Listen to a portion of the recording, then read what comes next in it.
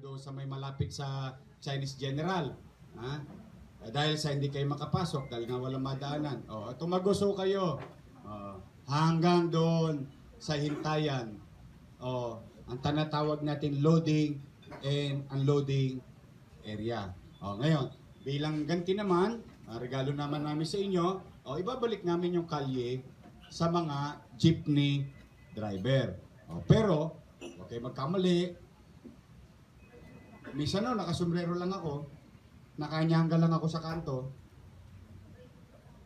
Pag ako po nakachimpo at nag-cutting trip kayo, sabi ko, I will file personally before the LTFRB's office to withdraw, cancel your franchise.